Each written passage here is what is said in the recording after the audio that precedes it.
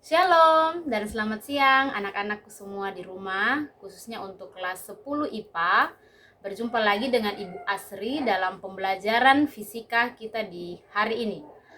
Nah, anak-anak di rumah, pembelajaran sebelumnya kita sudah belajar bersama tentang besaran-besaran fisika dan juga satuannya.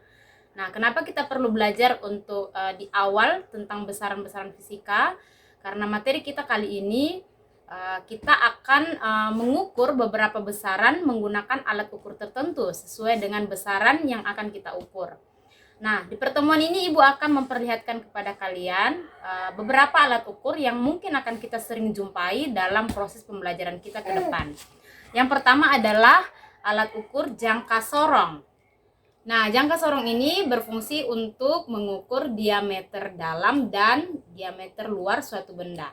Bagian atas untuk mengukur diameter dalam, bagian bawah untuk mengukur diameter luar, dan bagian sini yang kalau kita geser ada muncul seperti ini untuk mengukur kedalaman suatu benda. Nah, alat ukur yang kedua adalah kita mengenal dengan nama mikrometer sekrup, ya. Nah, mikrometer sekrup ini gunanya untuk kita mengukur ketebalan dari suatu benda. Nah, anak-anak untuk belajar bagaimana menggunakan alat ukur ini, mari kita praktekkan. Baik anak-anak, di sini Ibu sudah memegang alat ukur jangka sorong. Jadi sebelumnya Ibu akan sebutkan bagian-bagian dari jangka sorong ya. Jadi di sini untuk jangka sorong kita mengenal yang namanya rahang tetap. Jadi ini rahang tetap ya. Kemudian ada yang disebut dengan rahang geser ini ya. Rahang geser, kemudian ada pengunci di sini. Bagian pengunci, kemudian ini bagian untuk mengukur kedalaman suatu benda. Nah, di jangka sorong kita mengenal yang namanya dua skala ya. Jadi ada skala utama.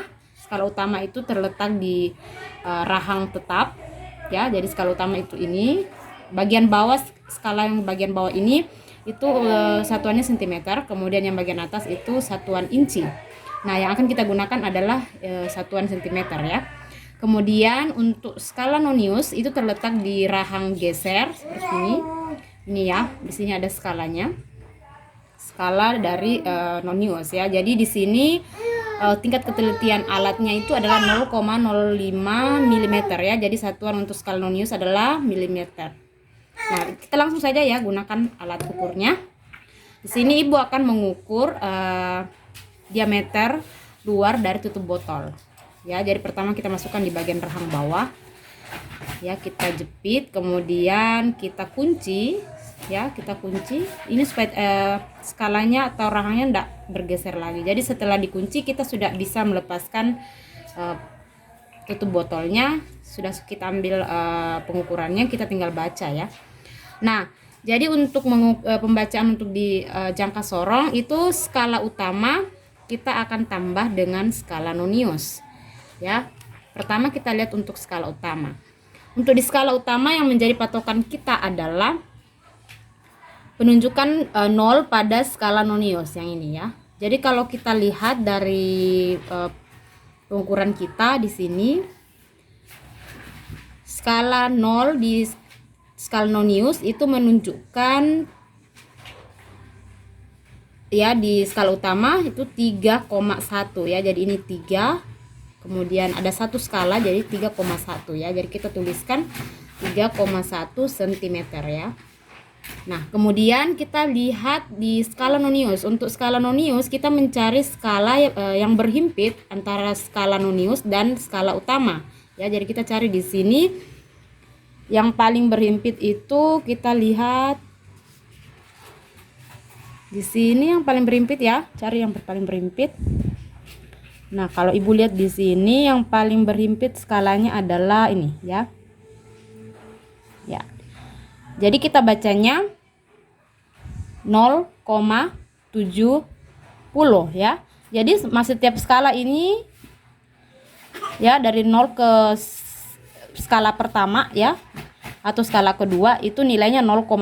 Jadi kalau kita ambil yang sejajar di angka 7, kita hitung dari sana itu ada 14 strip, kita kalikan dengan 0,05, kita dapatkan 0,70 ya. Jadi kita tulisnya 0,70 mm ya. Ya, kalau kita mau tambahkan maka ini kita ubah dulu ke cm. Jadi 0,070. Jadi kita tambahkan, kita dapatkan hasilnya 3,170 cm ya. Jadi pengukuran kita untuk menggunakan jangka sorong pada botol ya, diameter botol adalah 3,170 cm. Nah, demikian pengukuran diameter luar dari botol yang kita sudah lihat. Jadi untuk pengukuran kedalaman ya, kedalaman yang menggunakan ini, dan diameter dalam suatu benda itu kurang lebih pembacaannya sama ya untuk skala nonius dan skala utamanya. Oke, baik anak-anak, kita lanjut untuk alat ukur yang kedua, yaitu mikrometer sekrup. Nah, tadi Ibu katakan bahwa alat ini untuk mengukur ketebalan suatu benda ya. Terlebih dahulu Ibu akan perkenalkan bagian-bagiannya. Jadi yang pertama bagian ini disebut dengan landasan. Kemudian ini adalah rahang geser, karena ketika kita putar itu dia bergeser ya. Jadi ini rahang geser. Di sini ada selubung dalam. Selubung dalam itu ditempati oleh kita bisa lihat ada skala utama di sini ya. Jadi ini di selubung dalam ada skala utama, kemudian ini selubung luar ya. Yang ini itu selubung luar untuk skala nonius. Di sini ada roda bergigi ya. Ini untuk kita memutar saat kita akan memasukkan benda. Oke, jadi kita langsung saja. Kita akan mengukur ketebalan benda ini ya. Jadi kita masukkan bendanya ini, kemudian kita putar roda bergiginya di sini, kita putar sampai dia berbunyi ya. Nah, kalau sudah berbunyi seperti ini itu tandanya sudah rapat ya. Nah, kalau sudah bunyi seperti itu kita kunci. Di sini ada penguncinya dan kita tinggal baca penunjukan alat ukur ini ya. Oke, kita lihat di sini, kita pertama untuk skala nonius ya sama ya, skala utama ditambah dengan skala nonius. Di sini kita lihat skala utama, jadi untuk dari 0 ke strip selanjutnya itu nilainya 1 ya. Jadi kalau di sini kita lihat ada strip di atas, kemudian ada strip di bawah itu 0,5 ya. Kalau naik lagi sini berarti 1 ya. Jadi dari bagian skala atas itu, dari strip 1 pindah ke strip berikutnya itu nilainya 1 mm. Kita lihat di sini skalanya ya. Dari hasil pengukuran kita ini 5, 6, 7, 8 ya. Di sini ada 9 ya. Jadi kita ambil sampai 9, ini ada garis. Jadi kita dapatkan 9 mm. Kemudian untuk menunjukkan skala nonius, kita lihat garis yang ini. Yang paling berhimpit adalah garis ini ya. Berarti di sini 35, 36, 37. Berarti ini kita dapatkan skala noniusnya 0,37 mm. Jadi kita tinggal tambahkan menjadi 9,37 mm ya. Oke anak-anak, demikian ya untuk penunjukan menggunakan alat ukur jangka sorong dan mikrometer sekrup.